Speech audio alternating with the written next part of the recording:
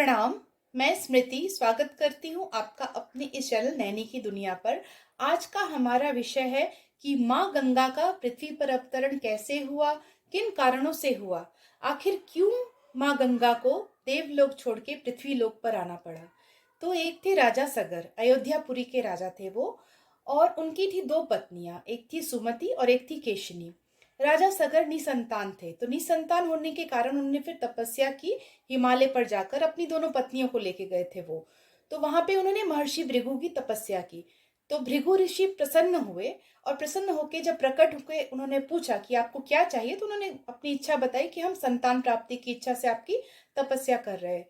तो उन्होंने फिर उनको कहा कि निश्चय ही आपको संतान होगी, और एक पत्नी को होंगे 60,000 पुत्र और दूसरी पत्नी को एक पुत्र होगा, जो कि आपके वंश को वही आगे बढ़ाएगा। तो दोनों रानियों ने पूछा कि किसको कितने पुत्र होंगे।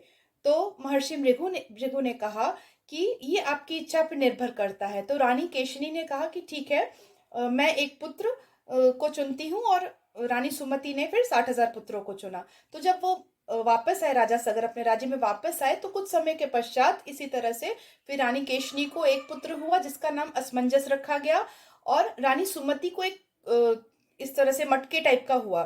तो उस कुंभा तुम्बा में से जो है वो 60,000 पुत्र निकले। तो उस पुत्रों को मतलब घी में ऐसे घृत में रख रख के उनको पाला गया। तो जो असमंजस था, तो वो बड़ा होके ना काफी दुराचारी हो गया, मतलब अच्छे से व्यवहार नहीं करना, अयोध्या के बच्चों को परेशान करना, उनको जाके नदी में ऐसे डुबा देना। तो इस बात से ना बहुत परेशान थे राजा सगर। तो राजा सगर ने क्या किया कि भाई इसकी शादी करा देते हैं तो ये सुधर जाएगा। शादी करवा दी उनकी, लेकिन वो तब भी सुधरे नहीं। फिर उनको निष्कासित कर दिया उन्होंने राज्य से। राजा सगर ने, उन्होंने राजा असमंजस को, अपने पुत्र को। तो जब वो निष्कासित करने के बाद इधर असमंजस को एक पुत्र हुआ, उसका नाम था अंशुमन। तो अंशुमन के होने के बाद ना राजा सगर ने अश्वमेध यज्ञ का आयोजन किया। एक अश्वमेध यज्ञ में उन्होंने अश्व को छोड़ा, और उसकी जो रिस्पॉन्सिबिलिटी थी, उसकी जिम्मेदारी दी उन्होंने किसको, अंशुमन को, अपने पौत्र को, कि तुम देखो इसका कार्यभार तुम संभालो कि अच्छे से यज्ञ संपन्न हो जाए। तो अंशुमन अपना तैनात थे सबके साथ में। लेकिन जैसे जैसे उनका यज्ञ पूरा होने वाला था, अश्व को छोड़ दिया उन्होंने, कहीं पे रोका नहीं गया उसको। तो इंद्र जो थे, देवराज इंद्र थे, वो बोले अब तो मेरी गद्दी जो है वो खतरे में है, क्योंकि उनका ये 100वां यज्ञ था। अगर ये 100वां यज्ञ पूरा हो जाता तो उसके बाद ये स्वर्ग के अधिकारी हो जाते, स्वर्ग पर इनका अधिकार हो जाता। तो देवराज इंद्र ने उनके यज्ञ में विघ्न डालने के लिए उस अश्व को कपिल ऋषि के आश्रम में छुपा दिया, कपिल मुनि के आश्रम में जाके छुपा दिया, पाताल लोक में जाके, जहाँ पे वो कपिल ऋषि तपस्या कर रहे थे। तो इस तरह से फिर अंशुमन ने कहा, काफी उसको ढूंढा उन्होंने अश्व को, तो उनको मिला नहीं। फिर वो वापस आए, अपने राजा सगर के पास वापस आए, उन्होंने बताया ये बात है, अश्व इस तरह से नहीं मिल रहा है। फिर राजा सगर ने अपने 60,000 पुत्रों को भेजा कि भाई तुम खोजो, ढूंढो उनको कि कहाँ है। तो राजा सगर के जो 60,000 पुत्र थे, वो सारा एकदम पृथ्वी, मतलब पूरा ऐसे धरती खोदने लगे, सब बहुत सारे नुकसान भी हुआ, क्योंकि काफी जीव जंतु मरने लगे, पृथ्वी खोदने लगे। तो इस तरह से काफी देवता फिर गए ब्रह्मा के पास कि जो राजा सगर के 60,000 पुत्र है वो काफी नुकसान पहुंचा रहे हैं, तो क्या करना चाहिए। तो ब्रह्मा जी ने फिर देवताओं को कहा कि कुछ नहीं, वहां पे मैंने जिम्मेदारी अभी दी हुई है कपिल ऋषि को, तो वो उनको, उनके ऊपर है, वो देख लेंगे क्या करना है। तो जब वैसे खोदते रहे तब भी उनको पता नहीं चला। इस तरह से फिर उनको एक रास्ता पाताल की तरफ दिखा। तो पाताल में उन्होंने देखा कि अश्व बंधा हुआ है, और वहां पे कपिल ऋषि जो है वो तपस्या कर रहे हैं। तो उनको लगा कि भाई इन्होंने ही मतलब हमारा अश्व चुराया है। तो काफी वो उन्होंने दुर्वचन बोला उन ऋषि को, और वो मारने की तरफ जैसे बढ़े तो कपिल ऋषि की तपस्या भंग हो गई। जब उनकी तपस्या भंग हुई तो बहुत ही उनको क्रोध आ गया कपिल ऋषि को। क्रोध में आकर उन्होंने क्या किया, जितने भी 60,000 वो भाई थे, जितने भी पुत्र थे राजा सगर के 60,000, सभी को भस्म किया। सबको भस्म होने के बाद जब उनकी कोई सूचना नहीं मिल पाई, फिर अंशुमन उनको ढूंढते फिर उनको दिखा कि हाँ एक मार्ग के पाताल की तरफ जा रहा है। वो वहां गए, फिर उन्होंने देखा कि सारे जो उनके सब पुत्र थे राजा सगर के भस्म हो चुके थे, और वहीं पे अश्व था। तो अश्व को फिर वहां पे उन्होंने सोचा कि क्या करे। पहले तो सोचा कि उनको तर्पण कर दिया जाए जल से, लेकिन आसपास उनको जल नहीं दिखा अपने चाचाओं का तर्पण के लिए। तो जल नहीं दिखा, वहां पे पक्षीराज गरुड़ उनको दिखे। तो उन्होंने गरुड़ से पूछा कि आखिर क्या आप बता सकते हैं कि इन सब की मृत्यु कैसे हुई है और इनको मुक्ति कैसे मिलेगी।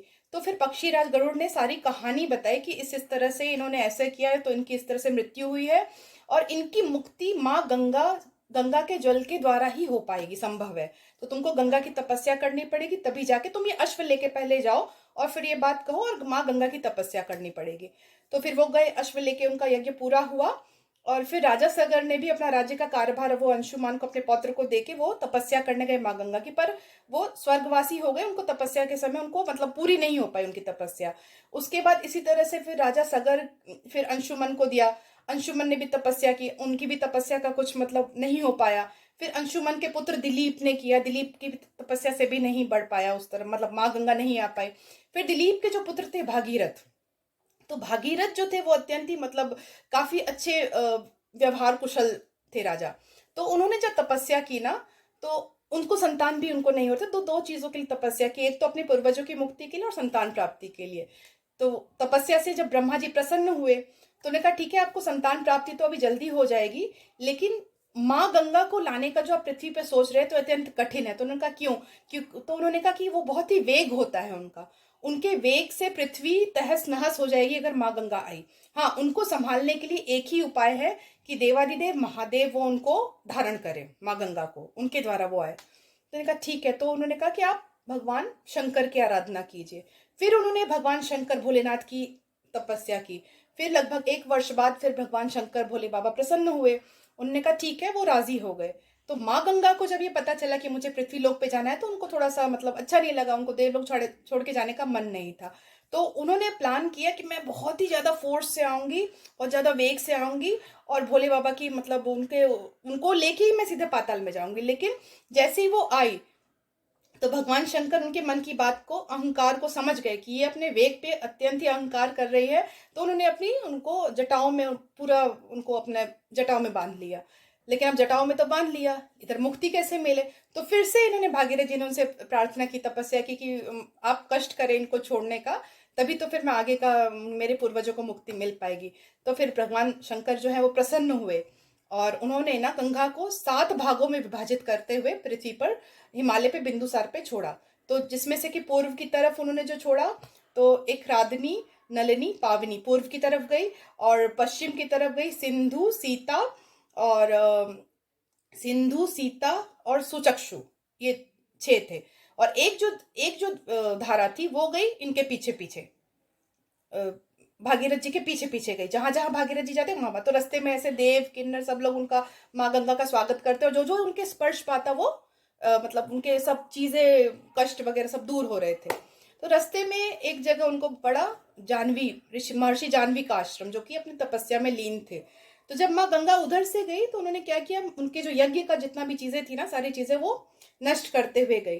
तो उससे क्या हुआ, जानवी जी को आया क्रोध। जानवी जी को जब क्रोध आया तो उन्होंने सारा गंगा का जल अपने पी लिया। फिर उन्होंने, भागीरथ जी ने उनसे प्रार्थना की कि इनको मुक्ति छोड़िए इनको, तब मैं आगे लेके जाऊंगा इनको। तो फिर उन्होंने अपने कान के द्वारा उनको गंगा नदी को, गंगा माँ को छोड़ा। तो इसलिए एक नाम उनका जानवी भी है। फिर गंगा माँ को उन्होंने छोड़ा, फिर वो उनके पीछे पीछे, फिर भागीरथ जी के पीछे पीछे पीछे वो गई। और फिर वहां पे उनके पूर्वजों जहाँ पे थे राख बन के, फिर वहां पे गए, फिर उनको मुक्ति मिली। और फिर ब्रह्मा जी ने प्रसन्न होकर भागीरथ को वरदान दिया कि जो भी माँ गंगा का स्पर्श करेगा या उनको ग्रहण करेगा, जल पिएगा उनका, तो वो उसको मुक्ति ही प्राप्त होगी तुम्हारे पुण्यों के कारण, जब तक माँ पृथ्वी लोक पर रहेंगी। तो इस तरह से थी ये हमारी। और इसकी जो ये माँ गंगा की जो एक कथा है वो हमें बाल कांड रामायण में मिलती है। वाल्मीकि रामायण में बाल कांड में ये आपको मिल जाए। मुझे छोटी सी थोड़ी सी जानकारी थी जो मैंने आप लोगों से साझा की है। अगर आपको इस विषय पे कुछ और जानकारी चाहिए या हो आपके पास, आपको पता हो कि हाँ इस पे और हम जोड़ सकते हैं, तो ज़रूर मुझसे शेयर कीजिएगा कमेंट में। मिलते हैं अपने अगले वीडियो में, तब तक के लिए धन्यवाद और प्रणाम।